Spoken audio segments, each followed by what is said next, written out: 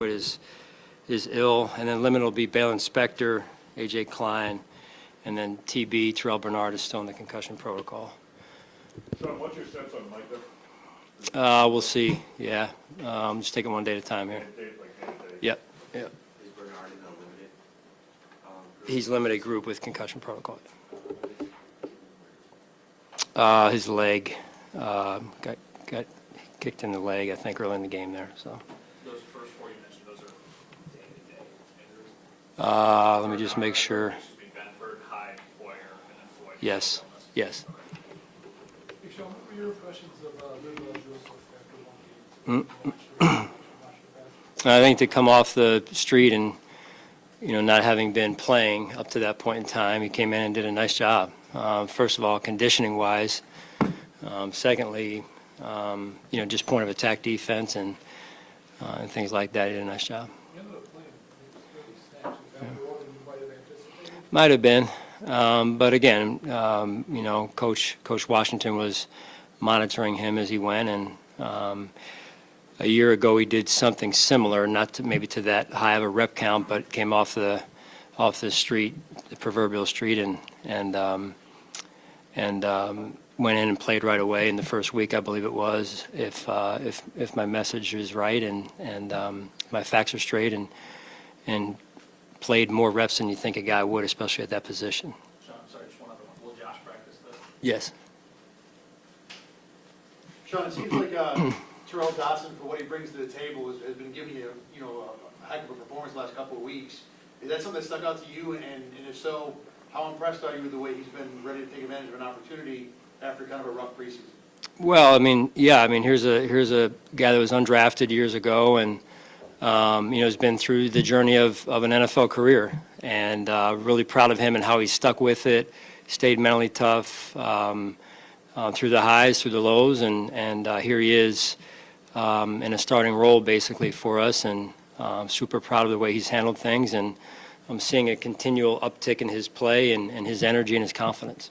What do you make of a Broncos team that's rested and starting to show signs of gelling under Sean? Yeah, Sean does he is who he is for a reason. He's done a phenomenal job, a ton of respect. We've gone against each other numerous times, countless times in the NFC South for years, and we've had our battles, and he's just a phenomenal head coach, leader, and really smart when you get a chance to get around him and talk with him, and so I'm not surprised that they're playing the way that they are, beating the Chiefs, and then just watching their team come together the way it has. What do you think they've done better since, obviously they lose 70-20 at Lane?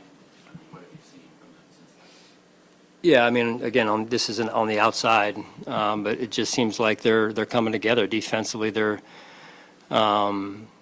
holding people to fewer and fewer points, obviously since that game, and it seems like they're coming into their own just overall as a team, and I think that starts with the head coach. Hey, Sean, pass rush recently, you blitzed kind of frequently against the Bengals, but do you need more from the four-man group? Early in the year, you were getting plenty. Seems like that's tailed off. I saw flashes the other night. As you know, it's important that we get it, and it's important that it's consistent. And I saw flashes the other night, and I think it's there, and it's getting back into a more consistent rhythm, and then just everyone being connected to the plan, right? There was times we were there and the quarterback got out, and so you miss those opportunities where we had a good rush or two, and so it's just more of that rush. Staying connected to the plan overall, and then the coverage complementing the rush too, because there were times when the rush or the coverage didn't give the rush those opportunities to capitalize and close it out there. So, but confident in those guys, and they've proven it early in the year that they can do it. So we're looking forward to just cutting it loose. Sean, would you say Greg's foot injury has limited his impact in the last month or so? Well, I think he's getting better. You may be accurate to some extent a few weeks ago. And listen, anytime you're coming off an injury, and it's not easy. You're not yourself, and so you're dealing with it not only physically but mentally. And I saw some things this past game that I thought were, hey, he's starting to really get back into who he is. When it comes to the pass rush and knowing what Von's gone through, how much closer is he getting to being Von Miller, as you've seen on tape, and how much do you need him to effectively step up with knowing what he's gone through? Yeah, well, I mean, Von Miller is Von Miller. His resume speaks for itself. Like any human being, he's coming off of an ACL, as I've said multiple times. And if you want a real medical analysis on where he is, you can talk to our trainer. But in my sense, there's nobody that's working harder to get himself, and it's not easy, right? So, but he is mentally elite in his approach, and whether it was before he got hurt or now, he's an incredible, mentally tough, not only person but athlete.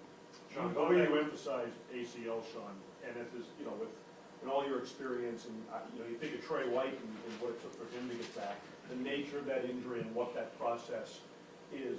Does Von's situation maybe fall in line with others that you've seen through the years and dealt with? I mean, there's no two that are exactly overlap, but they're somewhat similar, right? And it takes time. So that's really where we're at. And but I think each week you're seeing a tick up in the health, I'll call it, and with that more of becoming a factor, and that'll come. I'm confident in that. Sean, going back to Greg, it seems like the last couple of years he's been an ascending player for you, but then he's had an injury that has maybe impacted that in some ways. Where do you feel like he's at mentally dealing with that challenge in, the physical side of it, maybe not allowing him to do everything that he wants to be doing for you guys? Right. I mean, that's. I just think, generally speaking, Jay, that's the cycle of a season, right? You're going to have some days and weeks and sometimes stretches of a month where you're feeling pretty good. You're not too banged up, and you're flowing. And then you're going to have some where you feel like you can't avoid it because one nick leads to another bump or bruise, and then just you kind of can't avoid it. And so that's just all in terms of generally speaking, a young player is learning how to deal with injuries and how to play through them.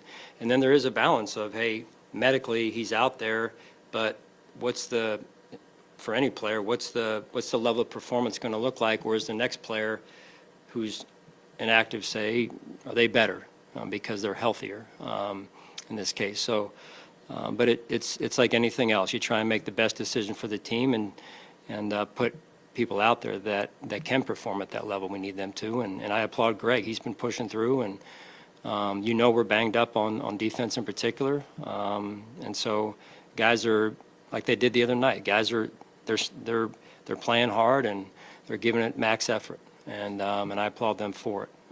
So. What do you make of your team's difficulty generating turnovers, and as a coach, how do you address something like that? Well, number one, you get what you emphasize. I think that's a coaching one-liner, I guess you'd say, for us coaches, that you get what you emphasize, and so, or you hope you do at least, right? So, we have to make sure we're continuing to emphasize taking the ball away, and then some of that comes with punching the ball out. Some of that comes with getting around the ball. Some of that comes with affecting the quarterback and those sack fumbles that you're looking for are affecting the quarterback, so it's an errant throw. And that's when you study takeaways. That's usually how they don't usually just fall out of the sky or the arms of a runner. And it comes from effort as well as getting around the football. And no different the other night when we put the ball on the ground in the red zone and with Dalton's situation, and they outworked us, and they got there before we did, and so that's a point of emphasis as well. How about Dane Jackson? What did you think of his game in Cincinnati? I thought he played well. I really did. We talk about making plays on the ball, taking the ball away, and that's important. It's one thing to be in position; it's another thing to make the play, and I was impressed and real proud of Dane and the way he did that Sunday night. Quarterbacks get a lot of scrutiny when they throw interceptions. Just how do you balance, emphasizing that with Josh, but also wanting him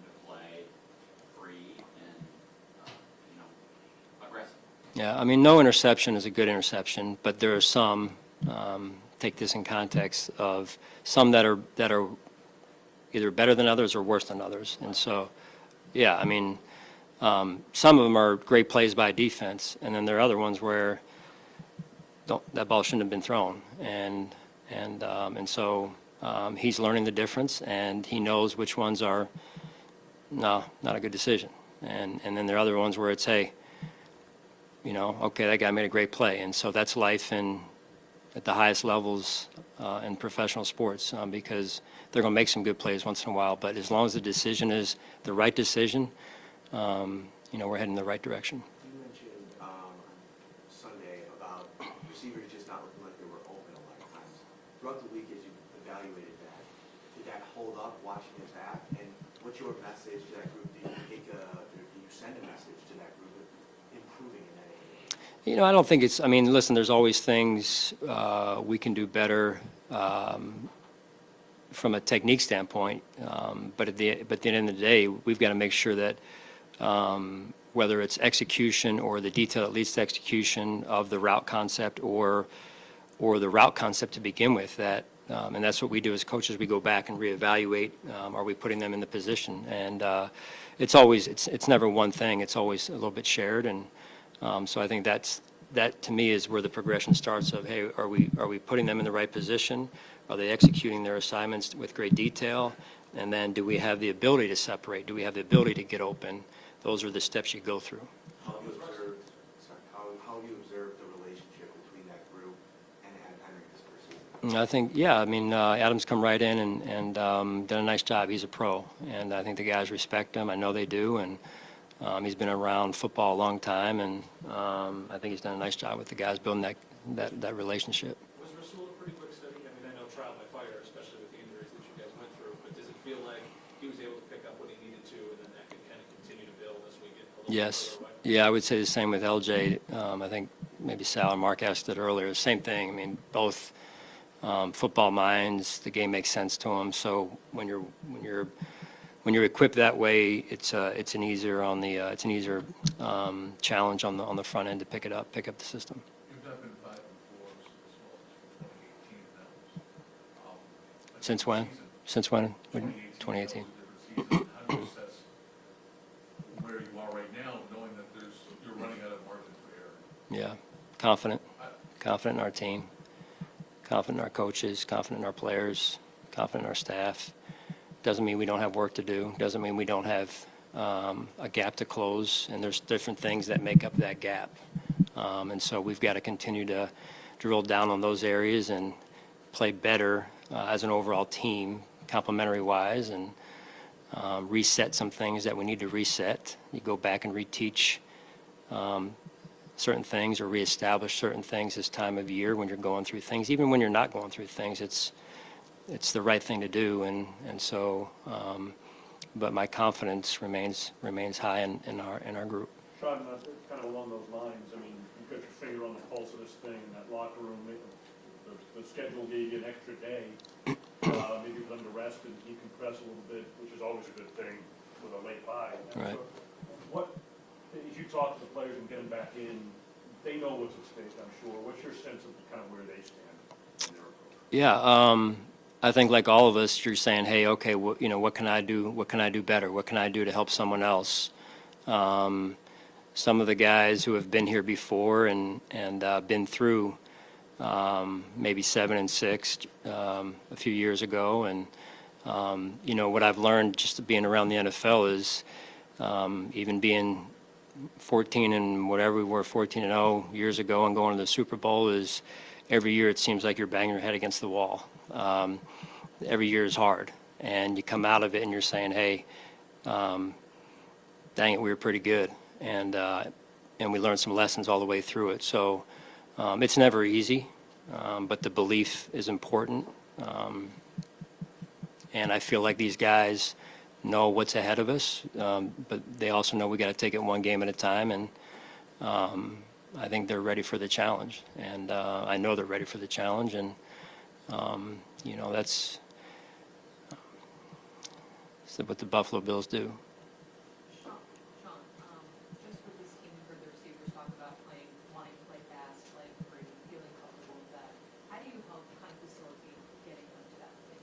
The wide receivers, Jenny said? Yeah, I mean, I think for our entire football team, that's a part of it, right? It's just going. You know, we're very, I would say, detailed in our approach. I think we take a lot of pride in that, but at the same time, there's an element of just go, right? Whether you're rushing the passer, whether you're playing wide receiver in this case. And there's going to be mistakes along the way, but nobody's perfect, and we all want to aim for that. That's the goal every week, but the truth is that the freer you play, the more your athleticism comes out and the more your personality shows, and I think that's a good thing. All right, thanks, Chris.